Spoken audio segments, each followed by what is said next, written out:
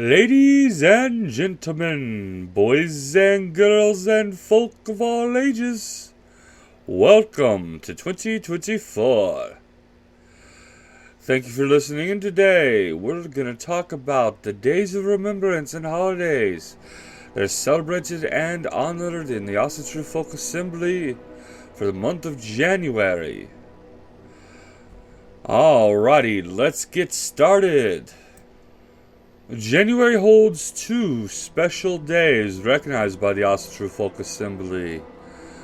The 9th of the month, as always, holds a day of remembrance, and this month it is for Raud the Strong.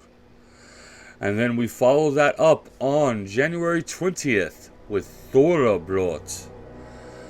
So let's learn a little bit about these two very special days. On January 9th, we celebrate the Day of Remembrance for Raud the Strong. So well known was the hero Raud the Strong that his story comes to us from several Icelandic sagas, the most common of which is the Heimskringla, the Chronicle of the Kings of Norway, by Snorri Sturluson. The story tells of a great seafaring warrior who had Thor and Seder on his side. Around the year 1000, the zealous Norwegian king Olaf Tryggvason began an expedition to North Norway to continue his Christianization of the pagan people.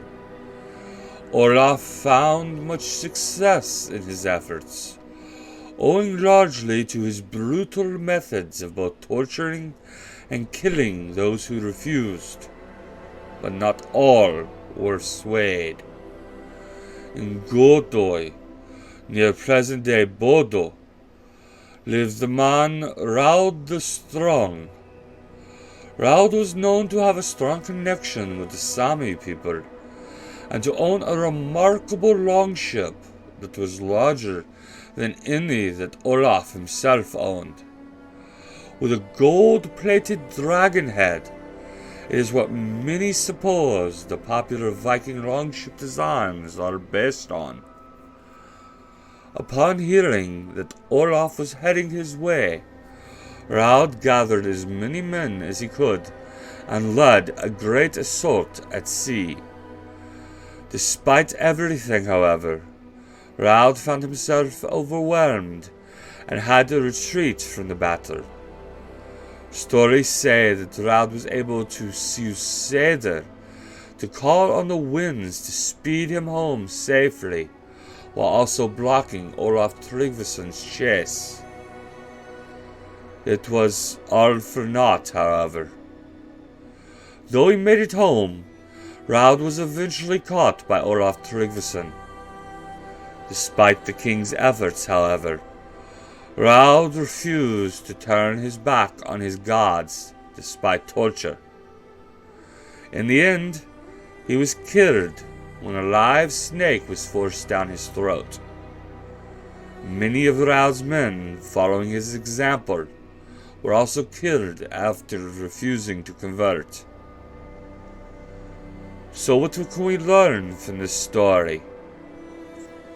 Some might make the argument that it is better to fight and die rather than retreat in shame.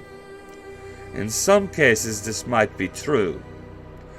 For every one of us sitting here reading this, however, one of our ancestors made a different choice. The choice to convert saved our lives. For many of our ancestors, death was the best option.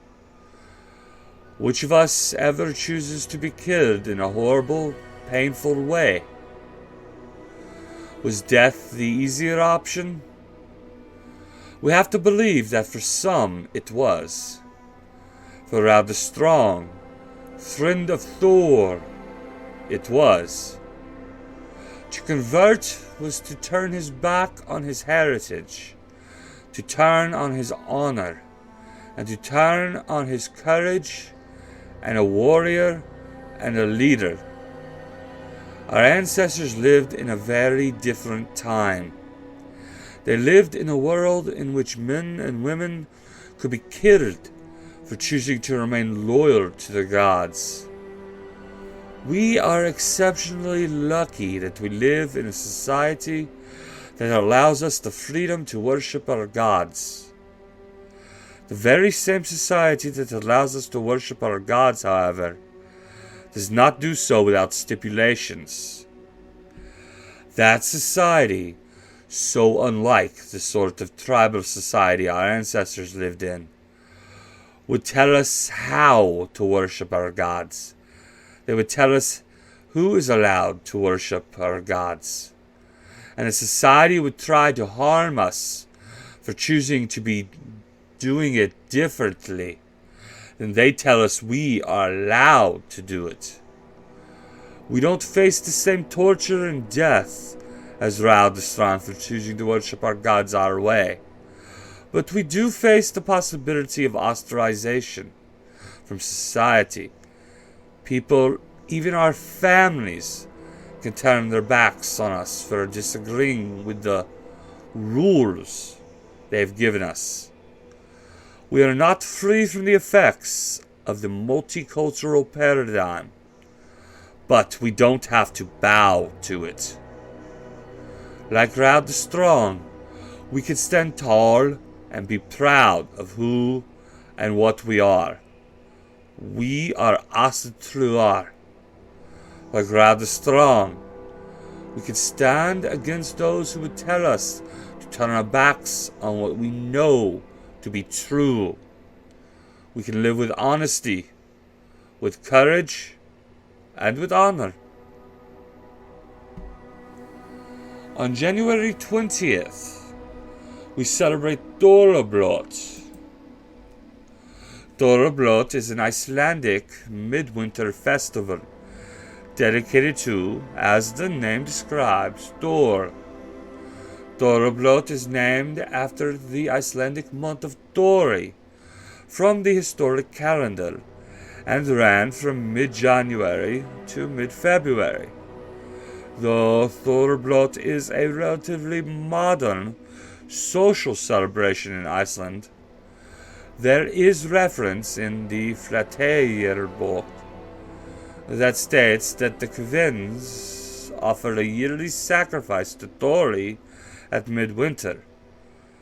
Typically, Þorrablót is celebrated by gathering together and eating many of Iceland's traditional foods, and by singing, reciting poems, and telling stories.